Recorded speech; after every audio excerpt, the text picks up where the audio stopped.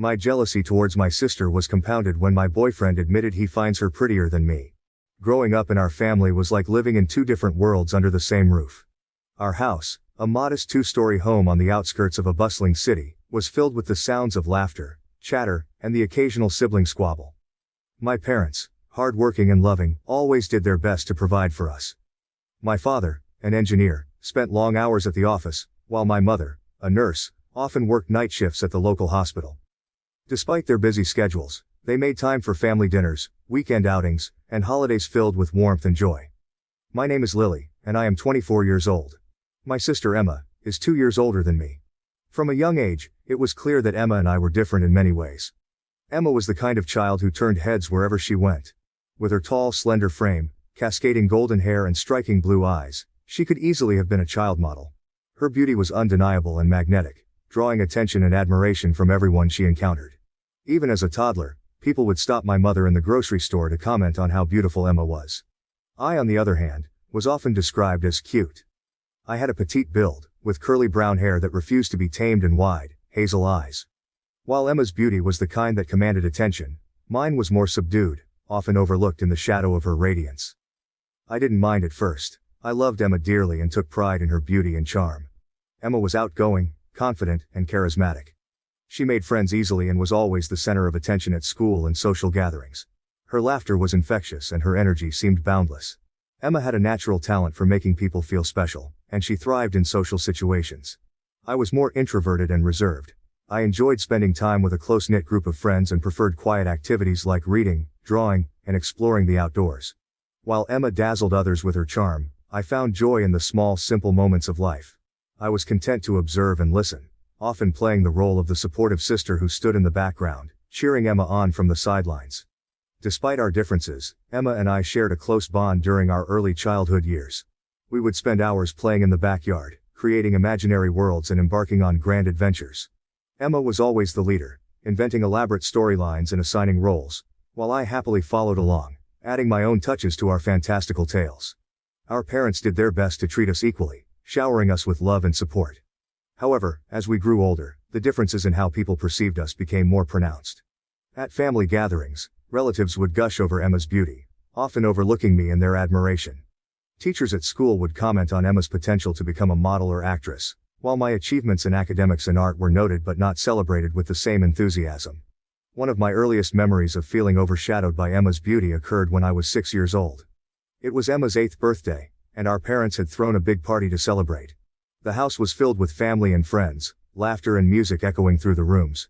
Emma wore a beautiful pink dress with a matching bow in her hair, looking like a princess from a fairy tale. I wore a simple blue dress, feeling pretty but plain next to Emma's dazzling appearance. As the guests arrived, they flocked to Emma, showering her with compliments and gifts. "You look like a little princess, Emma," they would exclaim.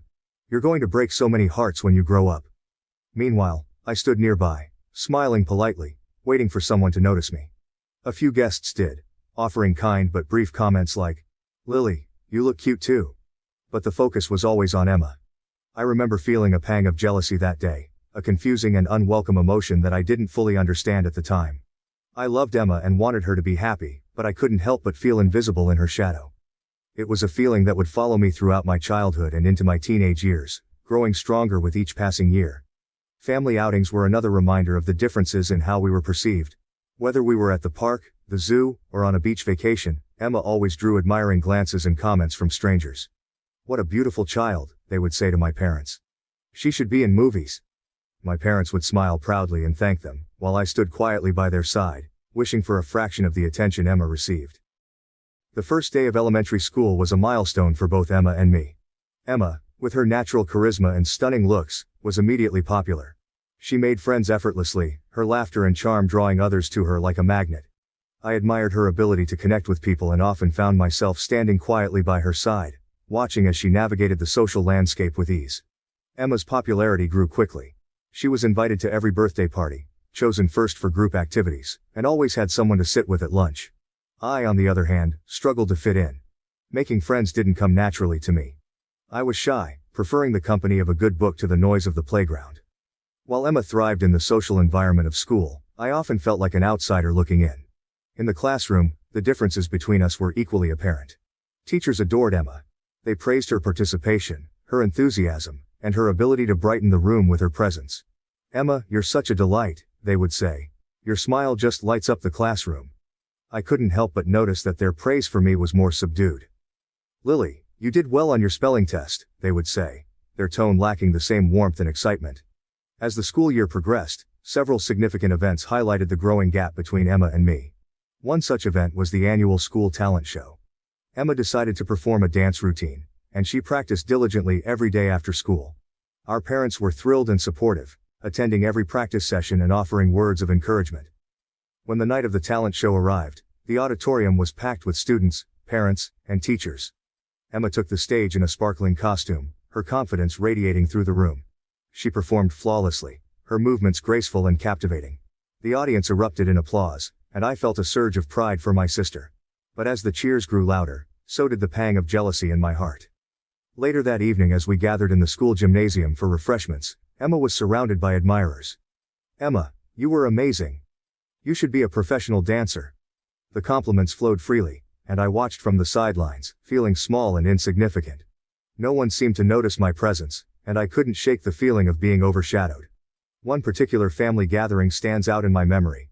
It was Thanksgiving, and our house was filled with the delicious aroma of roasted turkey and pumpkin pie. Relatives had traveled from near and far to join us, and the dining room buzzed with conversation and laughter. Emma, dressed in a stylish outfit that accentuated her beauty, was the center of attention as usual.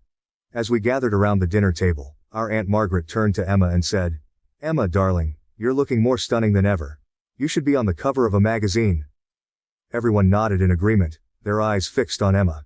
I felt a familiar knot tighten in my stomach. "And Lily, how are you doing in school?" Aunt Margaret added, almost as an afterthought. I forced a smile and replied, "I'm doing well, thank you."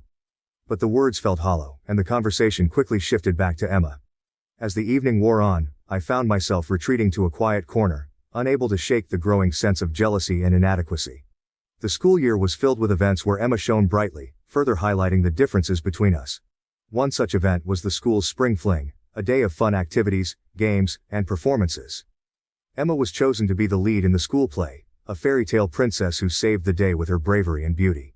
She rehearsed her lines with enthusiasm, and our parents couldn't have been prouder. On the day of the Spring Fling, the entire school gathered in the auditorium to watch the play.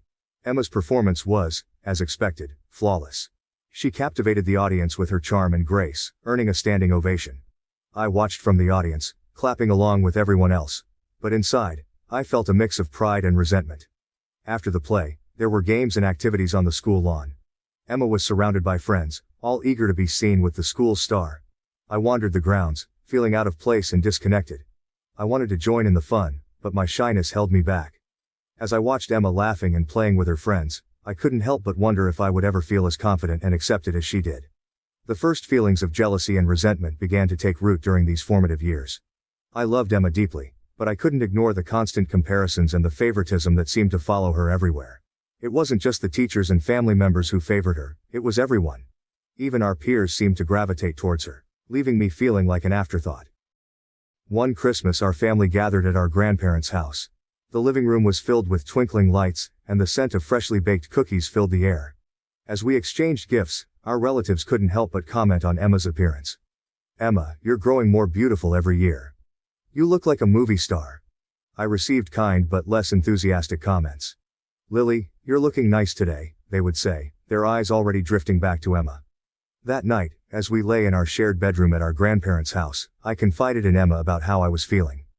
"Emma, do you ever get tired of all the attention?" I asked, my voice barely above a whisper. Emma sighed and turned to face me. "Sometimes, Lily. It can be overwhelming. But I'm grateful for it too.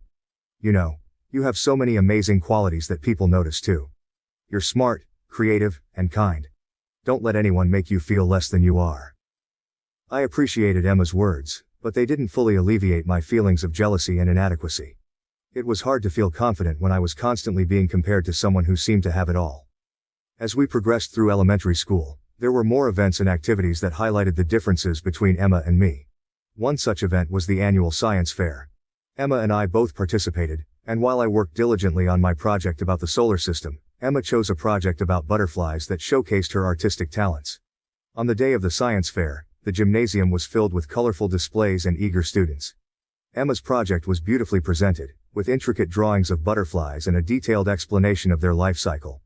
My project, though well-researched, paled in comparison to the visual appeal of Emma's display. When the judges announced the winners, Emma received first place in the artistic category. I received an honorable mention for my research, but it felt like a consolation prize. Our parents were proud of both of us, but the excitement around Emma's win was palpable. "Emma, you did such an amazing job, we're so proud of you," they exclaimed, while my achievement was acknowledged with a simple, "Good job, Lily." I tried to hide my disappointment, but it was difficult. The constant comparisons and the feeling of being overshadowed were taking a toll on my self-esteem. I loved Emma and wanted to be happy for her, but I couldn't ignore the growing sense of resentment and inadequacy. One summer, our family went on a vacation to a lakeside cabin. It was a beautiful, serene place, surrounded by trees and with a clear blue lake perfect for swimming and boating. Emma and I spent our days exploring the woods, swimming in the lake, and roasting marshmallows by the campfire. One afternoon, as we were swimming, a group of kids from a neighboring cabin joined us. Emma, with her outgoing personality, quickly made friends with them. They were captivated by her beauty and charm, and soon they were playing games and splashing around together. I tried to join in, but I felt like an outsider. The kids seemed more interested in Emma, and I found myself drifting to the edge of the group, watching from a distance. That evening, as we sat by the campfire, I couldn't help but feel a pang of jealousy. Emma had a way of making friends effortlessly, while I struggled to fit in. It was a feeling that I was becoming all too familiar with, and I didn't know how to deal with it. As we moved through elementary school, the differences between Emma and me continued to shape our experiences. Emma's popularity and ease in making friends stood in stark contrast to my struggles. I found solace in my studies and hobbies, but the social dynamics of school were a constant challenge. One day, during recess, a group of girls invited Emma to join their game of hopscotch. I stood nearby, hoping to be included, but they didn't seem to notice me. Emma, always the kind sister, turned to me and said, "Lily, come play with us." The girls exchanged glances but didn't protest, so I joined in. As we played, it became clear that the girls were more interested in Emma. They complimented her on her hopscotch skills, giggled at her jokes, and vied for her attention. I felt like a background character in my own life, struggling to find my place in a world that seemed to revolve around my sister. By the time we reached 5th grade, the divide between Emma and me had grown wider. Emma was elected class president, a role that suited her outgoing personality and leadership skills. She thrived in the spotlight, organizing events, leading discussions, and earning the admiration of teachers and students alike. I continued to excel in academics, often earning top grades and praise from my teachers. But the recognition I received felt different from the adoration showered on Emma. My achievements were acknowledged with polite applause, while Emma's accomplishments were celebrated with enthusiasm and fanfare. One spring, our school held a field day, a day filled with various athletic events and competitions. Emma, with her natural athleticism and competitive spirit, signed up for multiple events and excelled in each one. She won first place in the relay race, the long jump, and the obstacle course. The crowd cheered her on, and she was awarded a trophy for her outstanding performance. I participated in a few events, but my results were modest in comparison. I placed third in the three-legged race and received a participation ribbon for the tug-of-war. Our parents congratulated me on my efforts, but their excitement was clearly focused on Emma's achievements. As we walked home that afternoon, Emma carried her trophy with pride, while I clutched my participation ribbon, feeling a mix of pride and frustration. I was happy for Emma, but I couldn't help but feel overshadowed once again. The constant comparisons and the feeling of being in her shadow were taking a toll on my self-esteem, and I didn't know how to break free from the cycle. Despite the challenges and the constant comparisons, there were moments of hope and encouragement. One such moment came from an unlikely source, our art teacher, Mrs. Thompson. She was a kind and perceptive woman who had a talent for seeing the potential in her students. One day after class, Mrs. Thompson asked me to stay behind. "Lily, I've noticed that you have a real talent for drawing," she said, her eyes twinkling with warmth. "Your attention to detail and your ability to capture emotion in your work are truly impressive." I blushed, not used to receiving such direct praise. "Thank you, Mrs. Thompson," I replied, feeling a spark of pride. "I think you should consider entering your artwork in the school's art contest," she continued. "You have a gift, and I believe it's worth sharing with others." Encouraged by her words, I decided to take a chance. I spent hours in my room, working on a piece that I hoped would capture the judge's attention. It was a portrait of a girl standing in a field of wildflowers, her expression a mix of wonder and melancholy. I poured my heart into the drawing, determined to create something that would make me proud. When the day of the art contest arrived, I felt a mix of excitement and nerves. The school gymnasium was filled with colorful displays, each piece a testament to the talent and creativity of the students. Emma accompanied me, her supportive presence a comfort in the sea of competition. As the judges made their rounds, I watched nervously, hoping that my work would stand out. When the results were announced, I was thrilled to hear my name called for first place in the drawing category. The applause was loud and genuine, and for the first time, I felt like I had truly earned my moment in the spotlight. Emma hugged me tightly, her eyes shining with pride. "I knew you could do it, Lily," she exclaimed. "You're amazing." However, when I came home and wanted to show off my achievement to my parents, I walked into the living room and saw Emma already basking in their praise. She had just returned from a photo shoot for a local magazine, and our parents were beaming with pride as she described the experience in animated detail. "And then the photographer said I had the perfect look for their cover," Emma exclaimed, her eyes shining with excitement. My parents' faces lit up with admiration. "That's amazing, Emma. We're so proud of you," my mother said, giving her a tight hug. My heart sank as I watched the scene unfold. Clutching my certificate and ribbon, I felt my earlier excitement deflate. I wanted to share my success, to feel the same pride and joy from my parents, but the timing seemed all wrong. Not wanting to interrupt Emma's moment, I quietly slipped into my room and gently placed the certificate and ribbon in a drawer. Sitting on my bed, I stared at the drawer, feeling a mix of disappointment and frustration. It wasn't that I begrudged Emma her achievements. I just wished that, for once, I could have a moment where I felt truly seen and celebrated. Later that evening, as I sat at the dinner table, my parents continued to talk about Emma's photo shoot. I listened silently, trying to push away the feelings of resentment that were bubbling up inside me. When there was finally a lull in the conversation, I mustered the courage to speak up. "Mom, Dad, I won first place in the art contest today," I said, my voice barely above a whisper. They turned to look at me, their expressions shifting from excitement to polite interest. "That's wonderful, Lily," my father said with a smile. "Congratulations." "Yes, we're very proud of you, sweetheart," my mother added. But their enthusiasm didn't match the excitement they had shown for Emma's news. The conversation quickly shifted back to Emma's photo shoot, leaving me feeling once again overshadowed. As I cleared the dinner table that night, I thought about Mrs. Thompson's encouraging words and the applause I had received at the art contest. Despite my parents' subdued reaction, I reminded myself that my achievement was important and valuable. I had worked hard and earned my success, and I needed to hold on to that sense of pride, even if it wasn't fully recognized at home. In the quiet of my room, I took out the certificate and ribbon again, placing them on my desk where I could see them. They were a reminder of my talent and my potential, a beacon of hope in the midst of my struggle to find my place in a world that often seemed to favor my sister. As I lay in bed that night, I vowed to keep pursuing my passions and to celebrate my own victories, no matter how small they might seem to others. Middle school was a time of significant change for both Emma and me. As we transitioned from childhood to adolescence, the differences between us became even more pronounced. Puberty brought with it a host of physical and emotional changes, and Emma's beauty seemed to blossom overnight. She grew taller, her figure became more defined, and her golden hair and striking blue eyes only became more captivating. It was as if she had stepped out of a magazine, effortlessly embodying the ideal of beauty. With her blossoming beauty came increased attention from boys. Emma was constantly surrounded by admirers, her locker decorated with love notes and flowers. She received invitations to dances, parties, and other social events, becoming a fixture in the middle school social scene.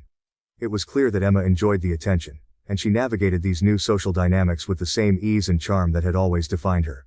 I, on the other hand, experienced puberty in a more subdued way. My growth spurt was less dramatic, and my appearance remained relatively unchanged. My curly brown hair and hazel eyes were considered cute, rather than stunning, and I was often overlooked in favor of my sister's striking beauty. I was quieter, more reserved, and focused on my academics and hobbies. While Emma thrived in the social spotlight, I found solace in my studies and my artwork. As Emma's popularity grew, so did her involvement in modeling and beauty pageants. She was scouted by a local modeling agency and began participating in photo shoots and competitions. Our parents were thrilled and supportive, attending every event and cheering her on from the sidelines. Emma's room quickly filled with trophies, sashes, and framed photos from her modeling gigs. She was becoming a local celebrity, and our parents couldn't have been prouder. As high school came to an end, Emma and I found ourselves at a crossroads. Emma had decided to fully pursue her modeling and acting career, a path that had always seemed destined for her. With her undeniable beauty and charisma, she had already made significant strides in the industry. Offers from modeling agencies and casting directors came pouring in, and soon, she was traveling across the country for various gigs and auditions. Our parents were immensely proud of her achievements and supported her every step of the way. I, on the other hand, had chosen a different path. My passion for art and literature had only grown stronger over the years, and I decided to attend a liberal arts college that offered excellent programs in both fields. While Emma's world was filled with glitz and glamour, mine was more subdued but equally fulfilling. I looked forward to immersing myself in my studies, exploring new ideas, and honing my creative skills. The first day of college was a mix of excitement and nervousness. The campus was buzzing with energy as students moved into their dorms and attended orientation events. I felt a sense of independence and freedom that I hadn't experienced before. My dorm room was small but cozy, decorated with posters of famous paintings and stacks of books. It was my own little sanctuary where I could escape into my world of creativity. College life was a transformative experience for me. I quickly immersed myself in my classes, eager to learn and grow. The professors were passionate and knowledgeable, and I found myself inspired by their teachings. My art classes allowed me to experiment with different mediums and techniques, while my literature courses opened my mind to new perspectives and ideas. I also developed close friendships with my fellow students. We bonded over late-night study sessions, shared interests, and the ups and downs of college life. My roommate Sarah was a kind and supportive friend who shared my love for art. We often spent hours in the art studio, working on our projects and discussing our dreams and aspirations. One of the most significant aspects of my college experience was meeting Mark. We met during our sophomore year in a creative writing class. Mark was an English major with a passion for poetry and storytelling. He had a quiet, introspective demeanor that drew me in, and we quickly became friends. Our friendship blossomed into a romantic relationship, and soon, we were inseparable. Mark was a constant source of support and encouragement. He appreciated my artistic talents and often attended my gallery showings and readings. We spent countless hours discussing literature, art, and our future aspirations. Mark's gentle nature and thoughtful insights helped me gain confidence in myself and my abilities. Our relationship continued to grow, and I found myself falling deeply in love with him. Mark's presence in my life was a calming influence, and he helped me navigate the challenges of college with grace and resilience. With him by my side, I felt more confident and capable than ever before. While my college years were filled with personal growth and new experiences, my relationship with Emma became more strained. Her modeling and acting career had taken off, and she was living a glamorous life that seemed worlds apart from mine. Emma's success brought her fame and recognition, and she often appeared in magazines and on television. She attended red carpet events, mingled with celebrities, and traveled to exotic locations for photo shoots. Despite our different paths, Emma and I stayed in touch. She would occasionally visit me at college, bringing with her a whirlwind of excitement and glamour. During her visits, she would regale me with stories of her adventures, describing the luxurious parties, the famous people she had met, and the exciting projects she was working on. While I was genuinely happy for her, these visits also brought up old insecurities for me. One particular visit stands out in my memory. Emma had just returned from a photo shoot in Paris, and she decided to surprise me with a visit. She arrived on campus in a sleek car, dressed in designer clothes and carrying a suitcase full of gifts. As we walked through the campus, students turned their heads to look at her, captivated by her beauty and presence. "Paris was incredible, Lily," she said, her eyes sparkling with excitement. "The Eiffel Tower, the fashion shows, the food, everything was just perfect. And guess what? I met a famous director who wants to cast me in his next film." "That's amazing, Emma," I replied, trying to sound enthusiastic. "I'm really happy for you." As we continued our walk, Emma's stories of her glamorous life filled the air. I couldn't help but feel a pang of jealousy and inadequacy. While Emma was living a life of excitement and adventure, I was focused on my studies and navigating the challenges of college. It was hard not to compare our lives and feel like I was falling short. That evening, as we sat in my dorm room, Emma noticed the stack of books and art supplies on my desk. "You always were the creative one, Lily," she said with a smile. "I wish I had your talent for art." I appreciated her compliment, but it didn't fully alleviate my feelings of insecurity. Despite my achievements and the personal growth I had experienced in college, I still struggled with the constant comparisons to Emma. It was a lingering shadow that I couldn't quite escape. As the years went by, I continued to focus on my studies and my relationship with Mark. I knew that I needed to find my own identity and create a life that was true to myself. College was an opportunity for me to explore my passions and develop my skills, and I was determined to make the most of it. One of the most rewarding experiences of my college years was participating in a study abroad program. I spent a semester in Italy, immersing myself in the rich culture and history of the country. The experience was transformative, allowing me to gain new perspectives and deepen my understanding of art and literature. I visited famous museums, studied the works of Renaissance masters, and filled my sketchbook with drawings of the beautiful landscapes and architecture. Italy also provided a sense of independence and self-discovery. Away from the familiar environment of home and college, I had the opportunity to reflect on my life and my aspirations. I realized that I didn't need to compare myself to Emma or anyone else. My worth wasn't defined by external validation or recognition, but by my own efforts and passions. When I returned from Italy, I felt a renewed sense of purpose and confidence. I threw myself into my final year of college, determined to make the most of my remaining time. I completed my senior thesis, a collection of paintings and essays that explored the intersection of art and literature. The project was a culmination of my years of study and personal growth, and it received high praise from my professors. As graduation approached, Emma decided to visit me once again. She had just finished filming her first major movie and was excited to share the news with me. Her arrival brought a mix of emotions, happiness to see my sister, but also a sense of dread about the inevitable comparisons. Emma arrived on campus with her usual flair, instantly attracting attention wherever she went. Her presence was magnetic, drawing eyes and admiration as she moved through the crowd with grace and confidence. We spent the day catching up, and she shared vibrant stories of her experiences on set, the interesting people she had met, and the exciting opportunities that lay ahead. I listened intently, a mix of admiration and envy swirling within me, struggling to reconcile my complex feelings. That evening, we attended a small gathering with some of my friends. The atmosphere was lively, filled with chatter and laughter. As we mingled, I couldn't help but notice the way people gravitated towards Emma, captivated by her effortless charm and stunning beauty.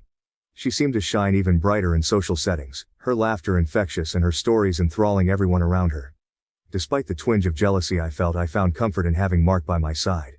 His presence grounded me, offering a reassuring contrast to Emma's dazzling allure. As the night wore on, I appreciated Mark's steady support, his quiet strength providing a sense of stability amidst the whirlwind of Emma's charisma. From the moment I met Mark, our relationship felt like something out of a beautifully written novel. We met during our sophomore year in a creative writing class, and it didn't take long for me to be drawn to his quiet, introspective nature. Mark had a passion for poetry and storytelling, and his gentle demeanor and thoughtful insights quickly captured my heart. Our friendship began with long conversations after class. We would sit in the campus cafe sipping on coffee and discussing our favorite books, authors, and the themes that resonated most with us. Mark's love for poetry was evident in the way he spoke, his words carefully chosen and imbued with a depth of meaning. I found myself looking forward to these moments, cherishing the time we spent together. One crisp autumn afternoon, Mark invited me to a poetry reading at a local bookstore. The intimate setting, with its dim lighting and the faint scent of old books, created a cozy atmosphere. As we listened to the poets recite their works, I felt a sense of connection and understanding with Mark that I had never experienced before. After the reading, we walked through the city streets, the leaves crunching under our feet, and talked about our dreams and aspirations. It was during this walk that Mark shyly admitted his feelings for me, and I realized that I felt the same way. Our relationship blossomed from there. Mark's presence in my life was a calming influence, and he helped me navigate the challenges of college with grace and resilience. We spent countless hours together, studying, attending art exhibits, and exploring the city. Mark's support and encouragement were unwavering, and he often attended my gallery showings and readings, always the first to offer a kind word or a thoughtful critique. One of my favorite memories from those early days was a spontaneous road trip we took during spring break. We decided to visit a small coastal town known for its picturesque beaches and vibrant art scene. The drive was filled with laughter and music, as we sang along to our favorite songs and shared stories from our childhoods. When we arrived, we spent our days wandering through art galleries, collecting seashells on the beach, and watching the sunset over the ocean. In the evenings, we would sit on the balcony of our little beach cottage, wrapped in blankets, and talk for hours under the stars. It was during this trip that I realized just how deeply I had fallen in love with Mark. Mark had a way of making me feel truly seen and appreciated. He valued my creativity and intelligence, and he often reminded me of my worth, especially during moments of self-doubt. His love was a steady, unwavering force that gave me the confidence to pursue my passions and believe in myself. With him by my side, I felt empowered to take risks and embrace new opportunities. Our relationship wasn't without its challenges, of course. There were times when the pressures of school and our individual ambitions created tension, but we always managed to find our way back to each other. Communication was key, and Mark's patient, understanding nature made it easier for us to navigate any obstacles that came our way. We learned to support each other's dreams and celebrate each other's successes, knowing that our love was strong enough to withstand any difficulties. One particularly challenging period came during our senior year, when I was working on my senior thesis, a collection of paintings and essays exploring the intersection of art and literature. The project was incredibly demanding, and there were times when I felt overwhelmed and unsure of myself. Mark was my rock during this time, offering a listening ear, words of encouragement, and practical support. He would bring me coffee during late-night work sessions, help me organize my thoughts, and remind me to take breaks and care for myself. His unwavering belief in me gave me the strength to persevere and complete the project. As I graduated, Mark and I began to discuss our future together. We knew that the transition from college to the real world would bring new challenges, but we were committed to facing them together. Mark had been accepted into a prestigious graduate program for creative writing, and I had been offered a position as an art instructor at a local community center. We were excited about the opportunities ahead, and the chance to continue growing both individually and as a couple. Our love deepened as we navigated the post-college world. We moved into a small apartment together, filling it with books, art supplies, and the memories we had collected over the years. We continued to support each other's passions. Mark attended my art exhibits, and I went to his poetry readings. Our shared love for creativity and storytelling was a constant source of inspiration and connection. One of the most memorable moments of our post-college life was a surprise trip that Mark planned for our anniversary. He had arranged for us to visit a secluded cabin in the mountains, a place where we could escape the hustle and bustle of city life and reconnect with nature. The cabin was nestled in a lush forest, with a clear babbling brook nearby and a stunning view of the mountains. We spent our days hiking through the woods, exploring hidden trails, and marveling at the beauty of the natural world. In the evenings, we would sit by the fireplace, sipping hot cocoa and sharing our hopes and dreams for the future.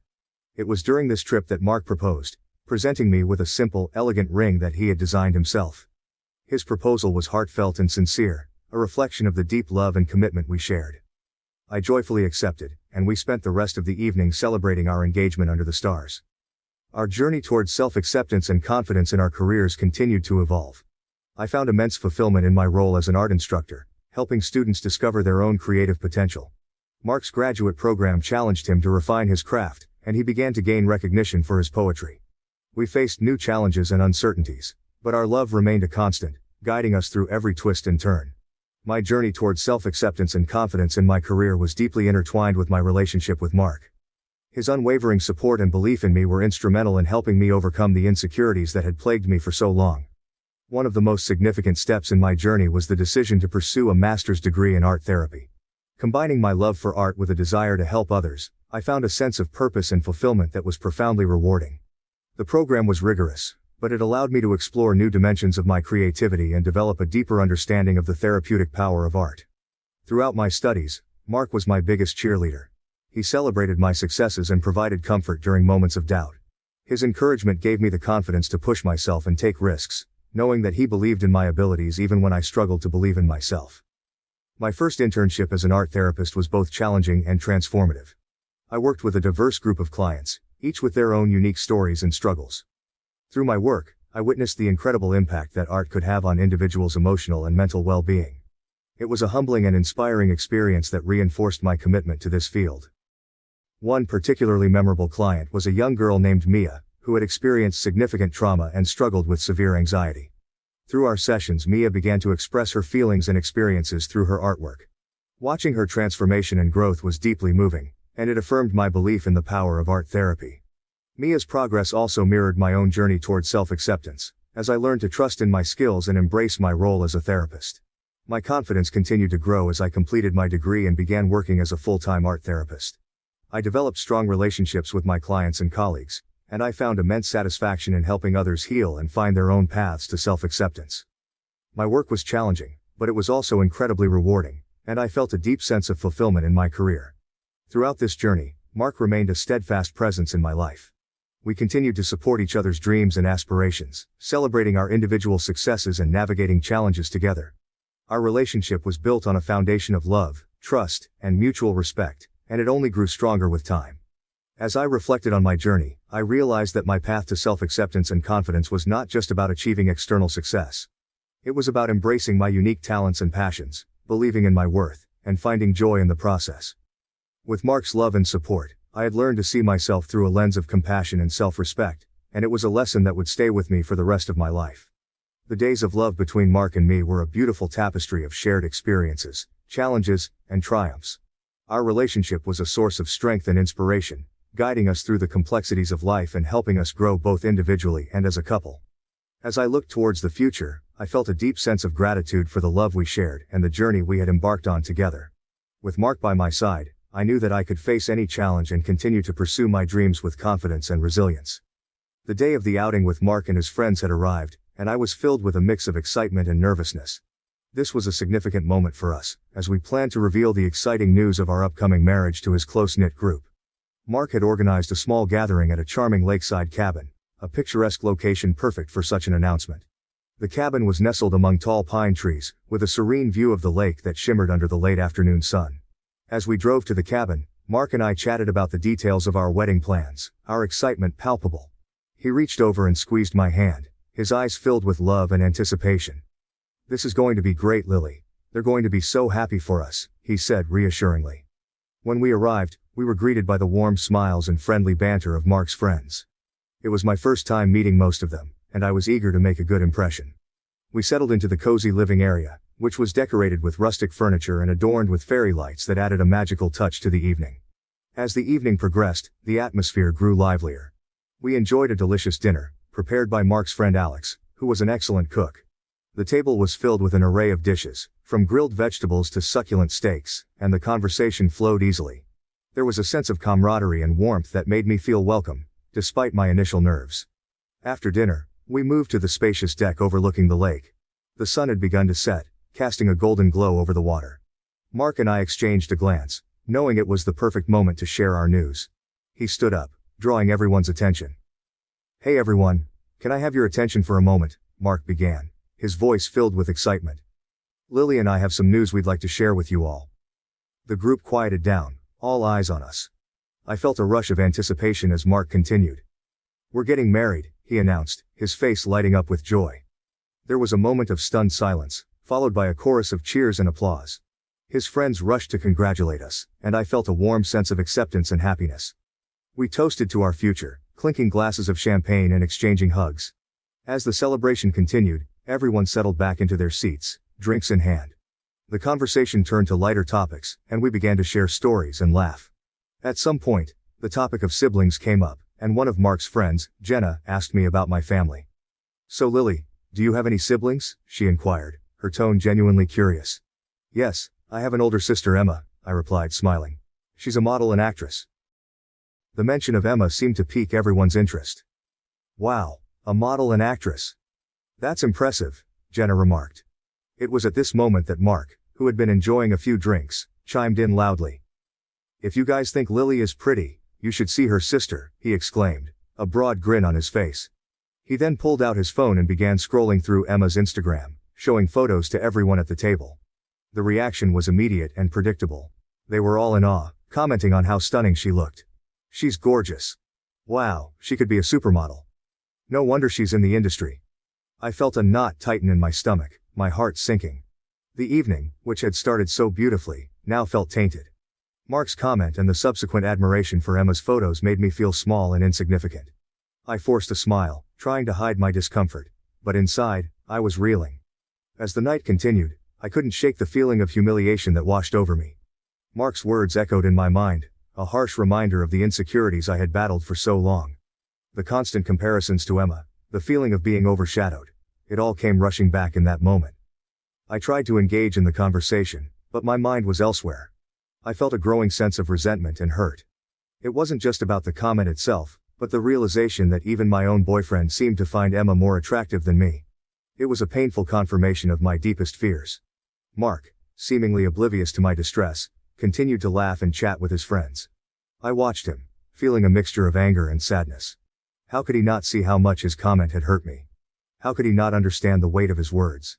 Eventually, I excused myself and went inside, needing a moment to collect my thoughts. I stood in the kitchen, staring out the window at the darkening lake, feeling tears prick at the corners of my eyes. The evening, which was supposed to be a joyous celebration, had turned into a painful reminder of my insecurities and the constant comparisons I couldn't escape. When the gathering finally wound down and Mark and I headed to bed, the silence between us was heavy. As we lay in the darkness, I couldn't hold back any longer. "Mark," I began, my voice trembling. "Why did you say that about Emma tonight?" He turned to face me, confusion written across his face. What do you mean? You said if everyone thinks I'm pretty they should see my sister, I explained, my voice breaking. Then you showed them her photos. Do you have any idea how that made me feel? Realization dawned on his face, and he reached out to take my hand. Lily, I'm so sorry. I didn't mean it like that. But that's how it felt, I said, pulling my hand away. It felt like you were saying she's more beautiful than me, like I'm not enough. And in front of all your friends. It was humiliating. Mark's expression softened, and he looked genuinely remorseful. I didn't think about it that way. I was just trying to show them how amazing your family is. I'm really sorry, Lily. You know I love you and think you're beautiful. His words, though sincere, did little to ease the pain. The damage had been done, and I couldn't simply brush it off. It's not just about tonight, I said quietly. It's about always being compared to Emma. I thought you understood how hard that is for me. I do understand, Mark insisted. I was just being stupid and careless. Please forgive me. I didn't mean to hurt you. I wanted to believe him, to let go of the hurt and move on, but the comment had struck a deep nerve. It wasn't something I could easily forget. I need some time, I said finally. I need to process this. Mark nodded, his eyes filled with regret. Take all the time you need, Lily. I'll be here when you're ready to talk. The days following the outing were difficult. The comment replayed in my mind, a constant reminder of my insecurities. I found myself avoiding social media, not wanting to see Emma's photos and the flood of admiration they always garnered. I distanced myself from Mark, needing space to sort through my feelings. Mark tried to make amends in various ways, leaving me sweet notes, planning thoughtful gestures, and repeatedly apologizing. While I appreciated his efforts, the wound was still fresh, and I struggled to move past it. I confided in my close friends, seeking their perspective and support. They were understanding and empathetic, reassuring me of my worth and beauty. Lily, you're an incredible person, Sarah, my best friend, said one afternoon over coffee. Mark loves you for who you are. He made a mistake, but that doesn't change how amazing you are. Their words were comforting, but the internal struggle remained. I can't escape the constant comparisons to her and I don't think I ever will. It's exhausting. How do I overcome these insecurities? Additionally, as I reflected on my journey and the experiences that had shaped my relationship with Mark, I found myself drawn to the comments and perspectives shared by others who had heard my story. These insights, coming from an external point of view, provided a fresh lens through which I could see my situation more clearly. It was as if they were holding up a mirror, allowing me to confront the realities I had been avoiding. Here are some of those reflections. One commenter noted, 36 is too old for that kind of foot-and-mouth syndrome with a partner, even if alcohol is involved. Not only is he too old to not know better, but it's not even a foot-and-mouth situation.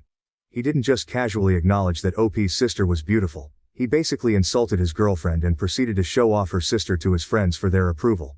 If this is the way he acts in front of his girlfriend, one can only imagine what he acts like behind her back. This comment hit me hard. It underscored the gravity of Mark's actions and made me realize that his behavior was not just a careless mistake. It was a deeper issue of respect and understanding. At his age, Mark should have known better than to make such a hurtful comment, especially in a public setting. Another commenter wrote, now you know that even if he didn't mean it like that, he certainly meant it enough to publicly show off your sister to impress his friends. Imagine what the future will be like with this guy. Hey everybody, come check out this gorgeous woman I know. No, not my wife, her sister. He actually pulled out his phone to show off another woman at a meeting where he was introducing his girlfriend. This one isn't the one, OP. I can assure you the right one around the corner will be mortified when you tell him this story. This perspective made me envision a future filled with similar humiliations. The idea that Mark would prioritize impressing his friends over respecting my feelings was a sobering thought.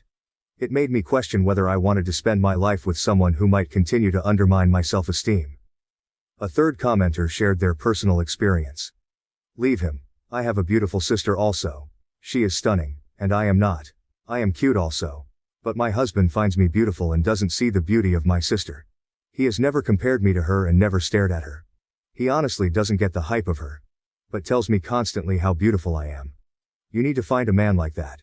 There is someone out there who will find you more beautiful than your sister. But it isn't the one you're with now. Leave him and find someone better. This heartfelt advice resonated deeply with me.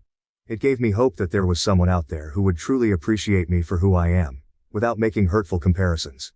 The idea of being with someone who saw my unique beauty and valued me above all others was incredibly comforting. These comments and reflections were eye-opening. They forced me to confront some difficult truths about my relationship with Mark.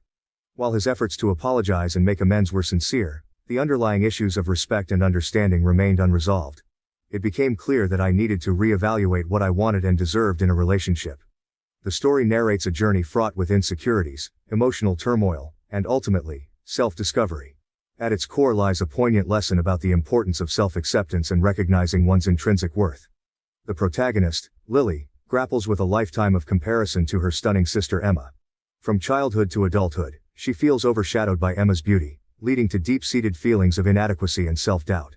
However, as the story unfolds, Lily embarks on a journey of self-exploration and growth, guided by the support of her friends and the insights gained through therapy.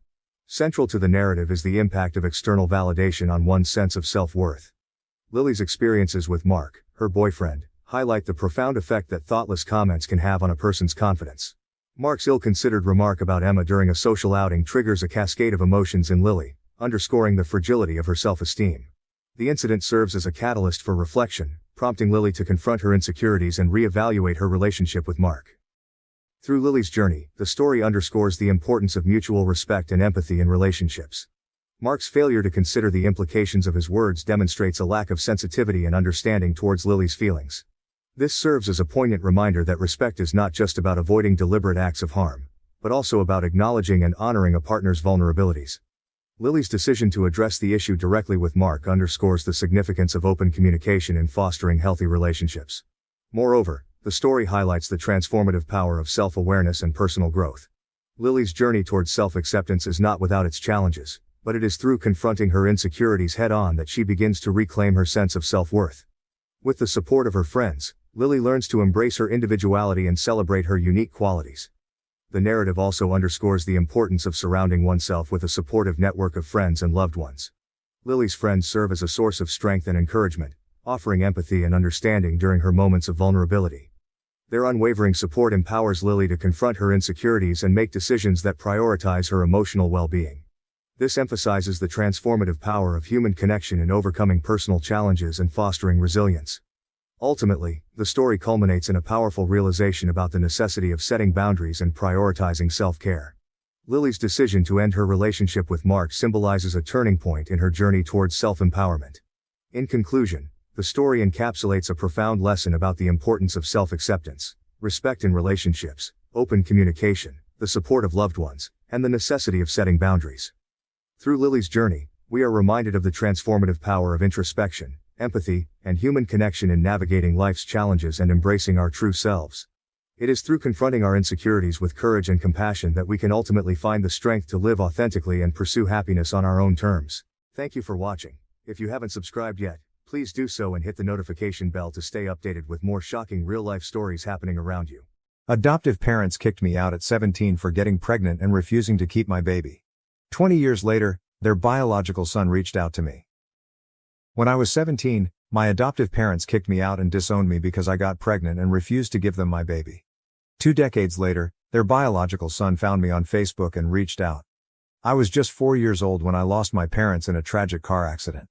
I don't remember much about the crash itself, just that one moment I was in the back seat and the next time I opened my eyes, I was in a hospital. Waking up to a world of nurses and doctors was terrifying for me as a child. I remember a CPS worker sitting beside me, explaining that my parents had died and I would need to stay with another family for a while. It was also confusing and overwhelming. After that, I went through a series of foster homes, none of which ever felt like home. When I was 5, I was finally placed with Lorraine and James, who had been eager to have a child of their own. From the start, I felt their warmth and genuine care. They welcomed me into their home without hesitation, filling the emptiness I had felt from losing my own family. It seemed like, after all the tragedy, I had finally found a second family. However, as soon as I moved in, I noticed that James was very strict and disciplined, while Lorraine seemed to always follow his lead. I later learned that James's strictness was due to his background as an Army veteran who had been injured in action. His military experiences explained his obsession with meticulous planning and order. Understanding this didn't make it any easier when he would get angry over small things, like being a minute late for church. His strictness often left me feeling anxious and like I had to walk on eggshells around him. Lorraine, on the other hand, was more laid back but also drank a lot when James wasn't around. I watched her finish entire bottles of wine by herself, and she always seemed lost in her thoughts. She rarely asked about my school or homework, and aside from drinking, her main activities were cooking and cleaning because James was very particular about that. At first, things were smooth and I didn't witness many conflicts between them, but as I grew older, I began to see James's true nature. He was abusive. For James, my academic performance was everything. He constantly pressured me to improve, and if anyone outperformed me, he would get enraged. Even the slightest dip in my grades would result in him hitting me and calling me stupid. He frequently threatened to send me back to the orphanage if my marks didn't meet his expectations. As a child, I didn't realize this threat was empty, and it terrified me each time he mentioned it. I worked tirelessly to avoid being sent back. I also observed Lorraine and James having arguments, which would end with James dragging her into their bedroom. She would emerge with bruises on her hands and face. At first, I didn't understand what was happening, but it soon became clear that he was physically abusing her. To keep me from witnessing his violence, he would isolate Lorraine. I couldn't understand why Lorraine never called the police. After their fights, she would just sit and cry for hours, while James would drink beer and watch TV. Realizing James's abusive nature made me fear being alone with him or doing anything that might upset him. But as anyone who has lived in an abusive environment knows, abusers will find any excuse to lash out. No matter how careful I was or how hard I tried to avoid provoking him, he always found a reason to be angry. Initially, it was all about my grades, but as I grew older, his focus shifted. It wasn't just about academics anymore. He criticized everything. From the clothes I wore to the friends I chose and even any romantic interests I had. He insisted I come straight home from school, claiming that spending time with friends was a distraction and that they would amount to nothing. According to him, I needed to keep my focus solely on my studies. Unbeknownst to James, Lorraine discreetly allowed me to spend an hour with my friends after school. Knowing that James wouldn't return until later in the evening, she saw it as a small chance for me to enjoy some normalcy and social interaction beyond the tense atmosphere at home. These brief moments away from the constant pressure and scrutiny were precious to me, and I valued the time spent with my friends, even if it was short-lived. Lorraine's quiet act of kindness meant a great deal to me. However, things took a turn for the worse when James lost his job. The job loss seemed to heighten his frustration and anger, worsening the already abusive environment at home. With the added strain of financial instability, James became even more unpredictable and volatile, lashing out over the smallest things. I recall one night when Lorraine had just finished making dinner. As James sat down and glanced at the meal, he erupted into a furious rant about how it didn't meet his standards. He began yelling and slamming the table, berating her and threatening to throw her out if she couldn't cook properly. In his rage, he threw his plate against the wall, leaving Lorraine and me in a state of fear as we watched him. I could feel my whole body trembling. When I finally ate the food, I found nothing wrong with Lorraine's cooking. Over time, James's drinking worsened. With his unemployment and idle days, beer cans accumulated in the living room each morning, which Lorraine had to clean up. I also found myself unable to spend time with my friends as James would harshly criticize me if I was even a minute late coming home from school. At 15, a classmate named Harry confessed his feelings for me and asked me out on a date. Despite my anxiety over James finding out, I was eager to experience a date and explore my feelings as a teenager. So, despite my worries, I agreed to go out with Harry. We met at a local coffee shop after school and spent the afternoon chatting and getting to know each other. That date turned out to be one of the best decisions of my life, as it marked the beginning of our love story. Harry was everything James was not, gentle and kind to everyone, including animals. He would bring me my favorite flowers whenever he could, saving up his pocket money to do so. Having never had a good role model, I didn't expect much, but Harry treated me with the care and respect I had always wanted. James was always a bit suspicious and would question me about whether I was spending time with any boys. I would deny it, silently hoping he wouldn't uncover the truth. Fortunately, not having a phone meant there were no incriminating texts he could discover. Harry and I took great care to keep our relationship private, even avoiding telling our friends to prevent any gossip. Harry understood my fear of James and was willing to keep our relationship a secret. When prom approached, Harry and I decided to attend with our group of friends to avoid drawing any unwanted attention. However, when James learned of my plans to go to prom, he outright forbade it. He dismissed it as a waste of time and refused to buy me a dress. I didn't really care about the dress. I just wanted to enjoy the evening with my friends. I begged him to let me go, reminding him of my good grades and how I had met his expectations. He scolded me, belittling my friendships and insisting that prom was insignificant. Lorraine disagreed and argued with James, believing there was no reason for me to stay home while my peers enjoyed themselves. James insisted that teenagers lacked a sense of right and wrong and that he wouldn't allow me to go out simply to have fun when I could stay home and be safe. Despite my pleas and attempts to explain how important this event was to me, he remained resolute, dismissing my feelings as trivial. He even threatened to lock me out if I tried to sneak out for prom. On the night of the dance, I was the only one who stayed behind, spending the evening crying alone in my room. I was growing increasingly weary of living with James. After high school, it became even harder to see Harry since I wasn't allowed out and didn't have a phone. I asked James for a phone, but he insisted I didn't need one at my age. I argued that I'd be going to college and that everyone had a phone, but he said I'd have to buy one myself if I wanted it. That's when I decided to get a part-time job. Though the pay was modest, it allowed me to earn some money and gain a bit of independence. It also meant I could spend time with Harry without James finding out, using work as an excuse while I met up with him. Eventually, I received the incredible news that I had been accepted into an Ivy League university with a full scholarship. This was a significant accomplishment, as no one from my town had ever achieved it before. James took it upon himself to brag about my success to anyone who would listen, proclaiming how proud he was of me. Despite his constant boasting, he never actually congratulated me personally, instead acting as though my achievement was a reflection of his own success. After receiving my college acceptance, I felt an enormous sense of relief. At last, James had nothing to complain about, as I had fulfilled his greatest dream by securing a spot in a prestigious college with a scholarship. With my job and academic success, he couldn't label me as lazy anymore. His newfound satisfaction led him to agree to buy me a phone and allowed me to use the money I earned from work for college expenses. He even permitted me to hang out with my friends after work. For the first time, I felt like I could enjoy life a bit, just like everyone else. Harry and I knew we'd be separated when we went to college, but we promised to meet up whenever we could. Our intimacy was careful and limited, with both of us taking precautions. A couple of weeks later, I began experiencing unusual symptoms that resembled those of my period, but without actually having it. Being perceptive, I sensed something was wrong with my body, and I found myself craving food at odd hours. Panicking, I told Harry that I needed to take a pregnancy test, and he agreed. I took 3 tests, all of which came back positive. The shock was overwhelming, and I collapsed on the floor, crying uncontrollably. It felt like I was living through one of my worst nightmares. Harry tried to comfort me, but I was trembling with fear. I knew that if James discovered I was pregnant, especially right before college, he would react with unimaginable anger. Harry reassured me that the decision was entirely mine and that he would support me no matter what. He suggested talking to his parents first and then approaching James together to prevent any violent reactions. Given my difficult home situation, Harry was genuinely concerned for my safety. His parents were incredibly understanding. His mother embraced me and comforted me, saying that such things happen to many people and not to worry too much. They agreed to come to my place to help break the news to James. When Lorraine and James were informed of the pregnancy, they were utterly shocked. Lorraine asked me twice if I was certain, and I confirmed with the results from multiple tests.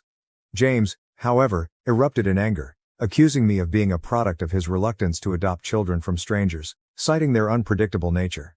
He hurled a barrage of insults at me, claiming I had ruined my life. Harry's parents tried to calm James down, but he directed his fury at them, blaming them for the situation and appearing ready to physically confront Harry, who sat quietly in the corner. Overcome with emotion, I started crying and told James that I wasn't planning to keep the baby, so he had nothing to worry about. I assured him that everything could return to normal, and I would still go to college as planned. At that point, Lorraine asked to speak with James privately. They left the room while I sat there, crying and anxiously fidgeting. Harry's parents looked at me with sympathy. When Lorraine and James returned, Lorraine's words struck me like a tidal wave. She proposed that we didn't necessarily have to give up the baby, suggesting that I could carry the pregnancy to term and then transfer my parental rights to them. I sat there in stunned silence as Lorraine stressed that the child was a gift from God and urged us not to consider other options. James supported Lorraine's view, suggesting that this arrangement would be ideal, especially since Lorraine was already pregnant herself. His words left me completely bewildered, and I struggled to grasp what he was proposing. James revealed that Lorraine had only recently discovered her pregnancy and had kept it private while processing the news. With my own pregnancy, they now saw an opportunity to raise both children together as siblings. The shock of their suggestion left me speechless, grappling with the gravity of their proposal and the unexpected turn of events. Harry's parents were equally stunned and quickly expressed their disapproval. However, James interrupted, asserting that the decision was not theirs to make and looked at me expectantly, waiting for my response. Overwhelmed with anxiety, I knew deep down that I couldn't agree to Lorraine and James's proposal. The idea of giving up my child to be raised in an environment reminiscent of my own troubled upbringing was unbearable. Although Lorraine had shown herself to be a caring mother in many ways, I couldn't ignore the fact that she couldn't shield herself from James's behavior, let alone ensure my child's safety. The thought of subjecting my unborn child to the same uncertainty and potential danger was unacceptable. While I cherished the thought of becoming a mother one day, I knew the timing and circumstances were far from ideal. I couldn't bring a child into the world under these conditions, knowing I couldn't guarantee their safety and well-being. I firmly told James that, although I was glad to be gaining a sibling soon, I couldn't proceed with the pregnancy. I was neither mentally nor physically strong enough to handle it. The idea of watching my child grow up with Lorraine and James, while pretending they were just a sibling, was inconceivable. Living a lie and denying my child the truth about their parentage was something I simply couldn't endure. When I shared my decision, Lorraine broke down in tears, expressing her disappointment that I couldn't do this for her despite all the sacrifices she had made for me. James, visibly enraged, got up and began pacing the room. I tried to explain my stance, but they refused to understand. Harry's mother stepped in, supporting my choice and offering to arrange an appointment with a gynecologist to move forward with the procedure. Lorraine's crying intensified, and James started shouting, asking if I was satisfied now that I was causing her so much pain. He then demanded that I pack my things and leave the house. My shock was palpable as James declared he was fed up with me, accusing me of being ungrateful and selfish for not giving them my child. Harry's parents gently urged me to pack up quickly, clearly troubled by James's volatile behavior. I hurried upstairs to gather my important documents, photo albums, and as many clothes as I could. When I came back downstairs, James warned me to take whatever I could carry because he planned to throw out and burn the rest of my belongings the next day. I tried to speak with Lorraine, but she wouldn't even look at me. As I left, James told me I should never come back. I was bewildered and heartbroken, unable to understand what I had done to warrant such ruthless rejection. Harry and his parents generously offered me a place to stay, and I returned to their home. The following days were a blur as they took me to the gynecologist, where we scheduled the necessary procedure. It was a difficult decision for both me and Harry, but given the circumstances, we knew it was the best choice for our future. After the procedure, I spent a few days recovering with Harry by my side, offering unwavering support. He and his parents were incredibly kind and did everything they could to help me through this challenging time. Throughout this ordeal, James and Lorraine never reached out to me. When the day came for me to move into college, I texted James, hoping he might have forgiven me by then. Instead, he responded with harsh words, calling me a failure and a disappointment and accusing me of turning into a prostitute. He said he didn't want his biological child to end up like me. His cruel message cut me deeply, and I cried for hours. They had been the only parents I knew, and now, with their own children on the way, they had severed ties with me. My college years were challenging but ultimately rewarding. I juggled a part-time job with my studies, working hard to maintain my grades. It was tough, but I was determined to succeed. Fortunately, Harry kept his promise and supported me throughout. He would visit me at college whenever he could, and his constant encouragement helped me through the rough patches.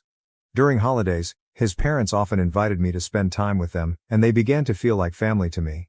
I graduated with honors, achieving the distinction of KL, and Harry and his parents were there to celebrate my graduation. I secured a good job in my field, and it was a proud moment knowing all my hard work had paid off. Harry and I eventually moved in together, and our relationship grew stronger with time. We supported each other through life's ups and downs, and after several years, we decided to get married. Our wedding was a beautiful celebration of our love and commitment, surrounded by our closest friends and family. I didn't even consider inviting James and Lorraine to the wedding. As a married couple, Harry and I have continued to build our life together. Recently, we took a significant step by buying a new house and renting out our old one. Our new home has become a cozy haven where we create new memories and plan for the future. We bought the new place to be closer to Harry's aging parents, who have become like family to me as well. I want to be there for them in any way I can. It's been almost 20 years since James and Lorraine kicked me out, and I barely remember them now. Over the years, I haven't dwelled on them much, though I do recall spending my first year of college grieving their absence. By my second year, I resolved to forge a new life for myself, free from their rejection. It was painful. And building this life on my own took immense strength. They've never reached out to me, and I haven't felt the need to check in on them either. Throughout these years, Harry has been my steadfast companion and partner in every sense. Although we never had children, our two beloved dogs have brought us immense joy. We visit Harry's parents every other weekend and frequently enjoy trips and discovering new restaurants together. Looking back, I feel that my life has turned out well, and I wish I could embrace my 17-year-old self and reassure her about her future. Recently, I received a friend request on Facebook from someone named Matt with a surname that seemed familiar. When I checked his profile, I was taken aback by how much he resembled James. I accepted his request and he sent me a greeting. I replied, and he soon asked if I knew anyone named James and Lorraine. My heart raced as I realized he was their son. Nervous yet determined to be honest, I confirmed that I knew them since they had adopted me when I was 5. Matt expressed a strong desire to talk if I was comfortable, so I agreed and gave him my number. When he called, the conversation started off awkwardly, but Matt soon shared that he had always known about a child his parents had before him because he had seen my pictures in the family photo album. Whenever he asked about it, his parents would dodge the question. He had been searching for me for a long time, having learned my name from our hometown, and he had recently stumbled upon my profile by chance. His sole reason for reaching out was to uncover the truth. As I recounted the painful events of my past, including how his parents had asked me to give up my child and then expelled me when I refused, I could feel the weight of the emotions. I described their absence from my life over the years and how I had managed to cope thanks to the support of my husband's parents. The conversation was emotionally charged, and I revealed long-buried feelings. Matt's voice conveyed shock and disbelief as he absorbed my account. After a period of silence, he told me he had no idea his parents had treated me so cruelly. He had always believed their story that I had left on my own accord. He thanked me sincerely for my honesty and apologized on behalf of his parents, expressing regret for the pain they had caused me. Since our conversation, I've felt grateful for Matt's effort to reach out and his understanding, which has brought me some comfort and validation. However, I worry about how James and Lorraine will react when they learn that I've shared the truth with Matt. Did I make the right choice in revealing everything, or would it have been better to keep silent? Update 1. I wanted to share that my initial concerns were valid. Within just 24 hours of Matt reaching out to me, Lorraine and James began bombarding me with calls and texts. Since I've kept the same number all these years, it was relatively easy for them to find me. Their messages have been filled with anger and accusations, mostly centered around why I disclosed family secrets to Matt. James's message, in particular, was harsh, insisting I should have kept quiet as I had for years and not interfered between him and his son. Overwhelmed and unsure of how to handle the situation, I've been dodging their calls and messages, uncertain of the best way to address this unexpected confrontation. Update 2. I informed Harry about the situation. He was unaware of Matt's outreach and, upon learning that I had shared our past, he felt I shouldn't have done so. His concern wasn't about the truth being wrong but rather that James was clearly unstable and that this revelation would only stir up unnecessary drama in our lives. I also spoke with Matt, who told me he confronted James and Lorraine after our discussion. They attempted to deny everything, labeling me as a liar and accusing me of using them until I could escape to college. Despite their claims, Matt didn't believe them and told them to stay away from his family. He also informed them he would be cutting them off financially. Matt revealed that he and his wife had recently adopted twins, but James and Lorraine had refused to visit them, which had made Matt question their behavior. After learning about my past, Matt understood why they might have been unhappy with his adoption. He assured me he would ask them to leave us alone and extended an invitation for me to visit his twins whenever I could. He expressed a desire to get to know me better, given our sibling connection. I'm touched by his kindness and might take him up on his offer to visit his family with Harry. Update 3. It's been 7 months since my last update, and for those asking, here's what's new. I decided to block James and Lorraine from all communication channels, which has stopped their threatening messages. Matt intervened and spoke to them, so they had no choice but to back off. Harry and I have visited Matt and his wife at least 4 times over the past few months. Each visit has been warm and welcoming, and we've spent hours reconnecting, sharing stories, and bonding over our childhoods. I've also had the joy of spending time with Matt's twins, who are delightful. I'm deeply grateful that Matt reached out and the connection with him and his family has been a source of healing and joy for me. Thank you for watching. If you haven't subscribed yet, please do so and hit the notification bell to stay updated with more shocking real-life stories happening around you. My parents threatened to skip my wedding if I didn't invite my sister, who slept with my boyfriend. What happened next shocked everyone. I, 28F, never expected to be in this predicament, yet here I am. My sister Lizzie, 26F, and I used to be quite close growing up. We shared a room in our little suburban home, whispering secrets late into the night and daydreaming about our future. Lizzie was always the more outgoing one, with a talent for art and music, whereas I was the studious kind, constantly buried in a book. Despite our disputes, we remained linked. Our parents, John, 55M, And Mary, 53F, raised us to prioritize family above all else. Dad worked long hours as a construction foreman to support us, while Mom worked part-time and ran the family. They instilled in us a strong sense of loyalty and taught us the value of sticking together through thick and thin. Little did I know how much my familial loyalty would be tested in the coming years. I met Jake, 30M, in my sophomore year of college. He was a senior, personable and popular, with a love of books that mirrored mine. We bonded over our mutual love of classic novels, and we spent many hours in quaint coffee shops talking about our favorite authors. Jake was my first serious boyfriend, and I fell hard and quickly. After graduation, Jake opted to stay in town and work at a local publishing business. Our relationship grew stronger, and we soon began discussing our future together. We moved in together after graduation, sharing a small but comfortable apartment near the city center. Jake was always supportive of my marketing career goals and encouraged me to aim high. Meanwhile, Lizzie had decided to pursue her passion for art rather than attend college.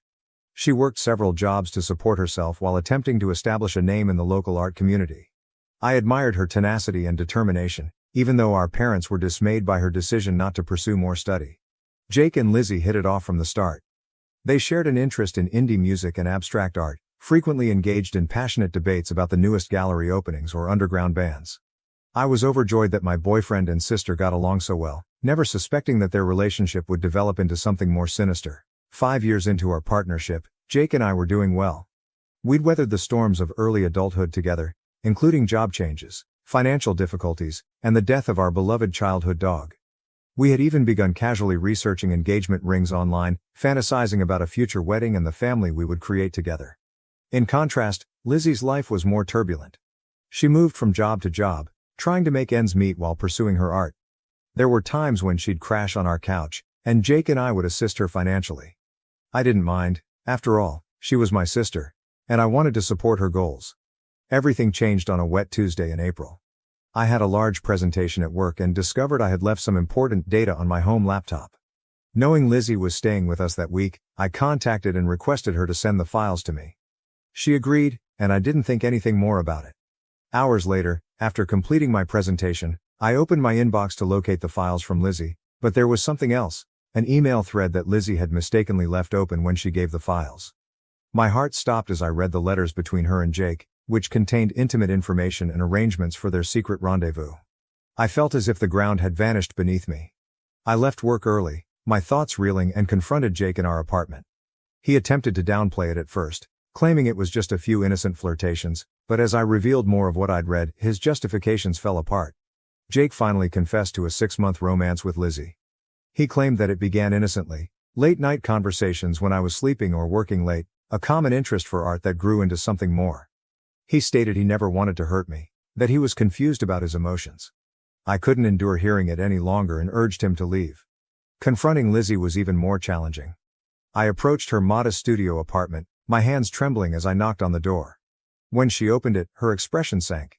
She knew I had found out. Unlike Jake, Lizzie did not attempt to offer explanations. She looked me in the eyes and told me she'd fallen in love with Jake, that they hadn't planned it but couldn't resist their feelings. The following several months were a haze of agony and hatred. I moved out of the apartment I shared with Jake and stayed on a friend's couch until I could locate my own place. I put myself into work, picking up extra assignments to keep my mind occupied. I cut off all contact with Jake and Lizzie, blocking their phone numbers and social media profiles. My parents were devastated by the news. They attempted to mediate at first, encouraging me to hear Lizzie out and contemplate forgiveness, but I couldn't handle the thought of being in the same room with her. The treachery was too new, too deep. They eventually stopped pushing, but I could see the sadness in their eyes every time the subject came up. After nearly a year of treatment and self-reflection, I felt ready to date again. I first met Alex, 32M, at a charity fundraiser at the local animal shelter. He was tall, with nice eyes and a kind grin that put me at ease right away. We bonded over our mutual love of dogs and our volunteer experiences at the shelter. Alex was kind and compassionate as I discussed my past. He never pushed me to go faster than I felt comfortable with, always respecting my limits. Slowly but gradually, I found myself falling in love again, this time with a man who genuinely liked and admired me. 2 years into our relationship, Alex proposed on a morning trek to our favorite viewing point. It was simple, private, and beautiful. As we started planning our wedding, I felt a mixture of excitement and dread. The thought of walking down the aisle again triggered memories I'd rather forget. Everything was going fine until my dad mentioned inviting Lizzie to the wedding. They contended that she is still family and should be present on my special day. The very suggestion made my stomach turn. How could I celebrate the most joyful day of my life with someone who had given me so much pain? I adamantly refused, informing my parents that Lizzie's presence would just bring up sad memories and could ruin the day. Alex agreed with me, saying that our wedding should be about our love and happiness, not attempting to patch relationships that may be beyond repair. My parents did not take it well. They accused me of being petty and unwilling to move forward. They even threatened not to go if Lizzie was not invited. Some of our relatives have also gotten involved, accusing me of selfishness for separating the family and asking me to be a better person. But I don't believe I am in the wrong here. Lizzie deceived me in the worst manner possible. She slept with the man I expected to spend my life with. I fought hard to overcome that anguish and start a new life with Alex. I don't want anything to compromise my newfound contentment and calm. Reddit, am I wrong to not invite my sister to my wedding? Am I being petty, or do I have the right to remove someone who has badly injured me from one of the most important events in my life? Update 1. I'd like to thank everyone who left helpful comments and advice on my first article. The response was amazing, and it gave me the confidence to have a difficult but essential conversation with my parents. I invited them over to supper last week, determined to clear the air and establish some boundaries. The evening started out tense. Mom kept trying to shift the talk toward wedding plans, while Dad was unusually silent. After we finished our meal, I took a big breath and went in. I described in detail how Lizzie's actions had affected me, including the sleepless nights, trust issues that nearly ruined my relationship with Alex, and the therapy sessions I need to work through my pain. I told them about the panic attacks I used to get anytime I saw a couple that reminded me of Jake and Lizzie, how I'd lost weight because food tasted bad, and how I'd poured myself into work to avoid dealing with my feelings. To my amazement, Mom burst into tears midway through my explanation. Between sobbing, she acknowledged that they had pushed for Lizzie's inclusion out of remorse. It turned out that Lizzie's life had spiraled drastically after the incident. My parents told me that Lizzie had lost her job at the gallery where she had been working. Her drinking, which had previously been sociable, had progressed to the point that she was rarely sober. She'd been in a run of short-lived, destructive relationships, one of which left her in the hospital with a broken arm. Mom and Dad felt responsible for not seeing Lizzie's problem sooner. They scolded themselves for applauding her free spirit without acknowledging that she may have required more guidance and assistance. In their thoughts, inviting Lizzie to the wedding was a means to reintegrate her into the group and possibly help her get her life back on track. While I sympathized with Lizzie's hardships, I made it clear that this did not excuse her behavior or erase the anguish she caused me. I reminded them of all the instances they had assisted Lizzie financially and emotionally over the years, emphasizing how supportive they had always been as parents. I emphasized that I was not responsible for Lizzie's well-being, and I shouldn't have to give up my peace of mind for her. Dad, who had kept silent for the majority of the conversation, suddenly piped out. He told me a story from his own background that I had never heard before. Apparently, his older brother had done something similar, compromising Dad's trust significantly when they were younger. They had never really reconciled, and I could see sadness in Dad's eyes as he recounted decades of stressful family reunions and squandered possibilities. He stated that he did not want the same for Lizzie and me, which is why he has been pushing for reconciliation, but he also admitted that he couldn't compel forgiveness and that healing had to happen on my own terms. Dad apologized for pressuring me and promised that he and Mom would respect my decision regarding the wedding. He also told me that they would attend, with or without Lizzie. My parents agreed to speak with the relatives who had been causing me problems and explain the issue. They vowed to stop any future attempts to guilt-trip me into inviting Lizzie.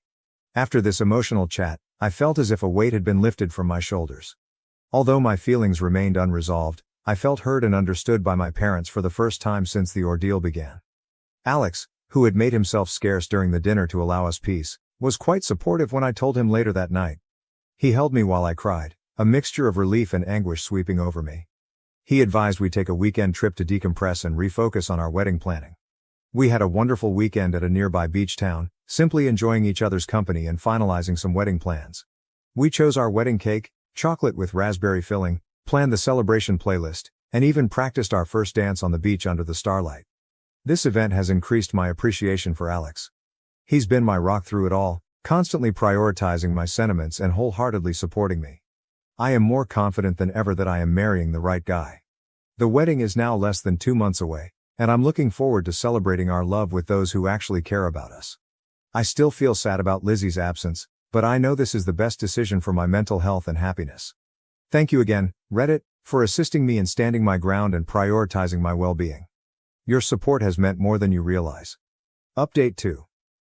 It has been a crazy few weeks since my last post, and I have some unexpected news to offer. I received Lizzie's letter around 3 weeks ago. The envelope lay on our kitchen counter for days, and I hesitated whether to open it or throw it away.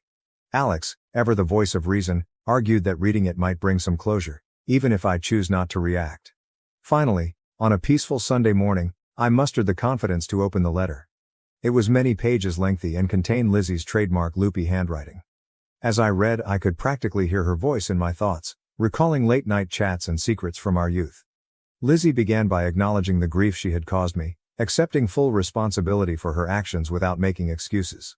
She wrote of the downward spiral her life had taken after Jake left her, and how she turned to drink to alleviate her remorse and shame. She admitted to suffering from depression, which had begun long before the episode with Jake but had increased dramatically thereafter. Her admission that she was going to rehab stunned me the most. She had apparently been in a treatment facility for the previous 6 months, focusing on her sobriety and mental wellness. She wrote of the grueling treatment sessions, group gatherings, and the difficult task of confronting her demons. Lizzie mentioned that part of her healing journey was making amends to individuals she had harmed. She clarified that she did not seek forgiveness and respected my decision not to include her at the wedding. Her intention in writing was just to apologize and inform me that she was attempting to become a better person. The letter finished with a story from our childhood. I stood up for her against some bullies at school. Lizzie stated that she had always admired my tenacity and honesty, and that betraying me was her biggest regret in life. I'd want to say that after reading the letter, I felt a rush of forgiveness, but the truth is that I was left conflicted. A part of me remained furious and sad, while another sensed a glimmer of the sisterly affection we had shared. I decided to take some time to examine my emotions before making any decisions. After a few days of deliberation and numerous conversations with Alex, I decided to meet Lizzie at a neutral location, a quiet cafe in town. Seeing her in person after 3 years seemed weird. She looked different, thinner, with black circles under her eyes, but she exuded a peace that had not been there before. Our conversation began awkwardly, with many pauses and hesitant phrases, but as we spoke, it became easier. Lizzie restated what she had said in the letter, her voice breaking with emotion as she apologized once more for the hurt she had caused. She told me more about her sober journey and the work she had done in therapy. Lizzie even showed me a journal in which she had been writing letters to me as part of her recovery, though she had no intention of sending them. Reading excerpts from her genuine unedited thoughts during those sad days was eye-opening. I will not lie, it was an emotional meeting.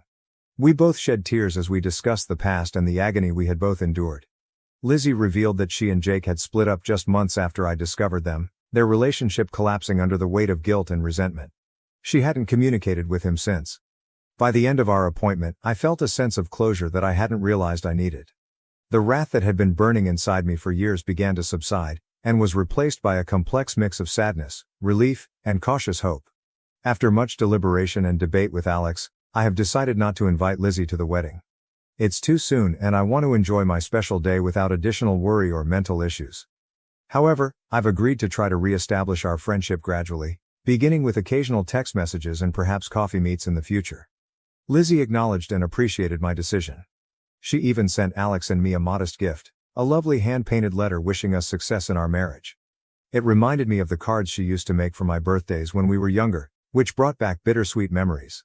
I understand that this process of healing and regaining trust will be long and may be challenging. There are still times when the anguish of betrayal resurfaces, reminding me of everything we have lost. But for the first time in 3 years, I am optimistic about having my sister back in my life eventually. The wedding preparations are in full flow. Alex and I are delighted to celebrate our love with our closest friends and family.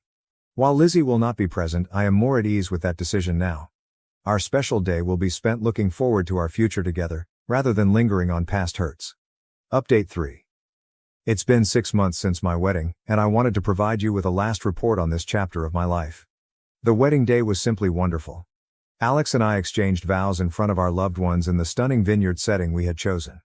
The weather was perfect, with a moderate breeze and brilliant blue skies that appeared to reflect the joy I felt inside my heart. I walked down the aisle on my father's arm, my gaze fixed on Alex's. All of the drama and pain of the previous years seemed to fade away in that instant. As I stood at the altar with my soon-to-be husband, all I could feel was love and appreciation. The ceremony was modest and personal, with readings picked by our closest friends and vows written by ourselves. There wasn't a dry eye in the house when Alex swore to always be my safe harbor, and I promised to be his constant companion throughout life's experiences.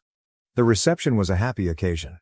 The meal was wonderful, the wine was plenty, and the dance floor was full all night.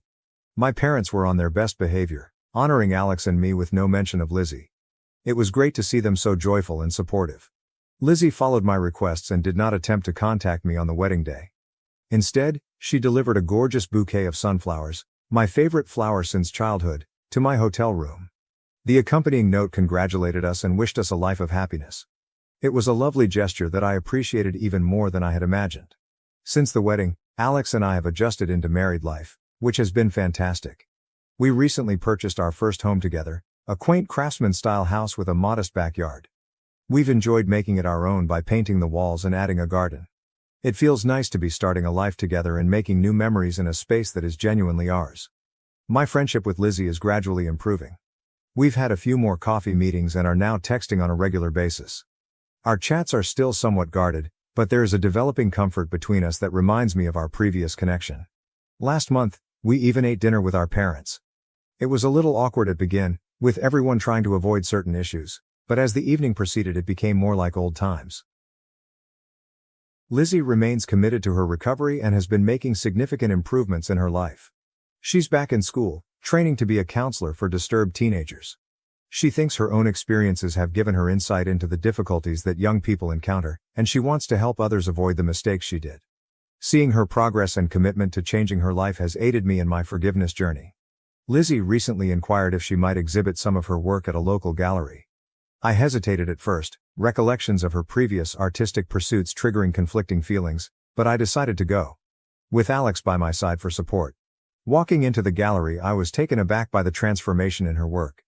The chaotic dark pieces of her turbulent years were replaced by brilliant, hopeful canvases that appeared to throb with life. One painting in particular caught my eye. Two interwoven trees with branches reaching for the sky. Lizzie subsequently told me that it reflected her wish for our relationship to flourish together again after our separation. While we are not back to being best friends, and I doubt we ever will be, I am delighted we are working to mend our friendship. It's a lengthy process, with occasional setbacks when past hurts resurface, but it feels right. We're learning to be sisters again in a way that honors our separate paths and who we've become. I would like to thank everyone who helped me through this difficult time. Your guidance and encouragement help me stay strong and make the best decisions for myself. I've learned a lot about setting boundaries, self-care, and the power of forgiveness, not for the benefit of the other person, but for my own peace of mind. Looking back, I recognize that the healing process isn't linear. There are good days and bad days, moments of progress and moments of uncertainty, but I'm pleased of how far I've gone and enthusiastic about what the future holds with Alex. To anyone in a similar situation, remember that it is acceptable to prioritize your personal well-being. Healing takes time, and you don't have to forgive somebody until you're ready to do so. Trust your intuition, surround yourself with helpful people, and do not be hesitant to seek professional help if necessary. As for me, I'm looking forward to the next chapter in my relationship with Alex. We're talking about starting a family soon, and the prospect of becoming parents both excites and scares us. Whatever problems come our way, I am confident that we will confront them together, stronger for having weathered the storm. Thank you for watching. If you haven't subscribed yet, please do so and hit the notification bell to stay updated with more shocking real-life stories happening around you.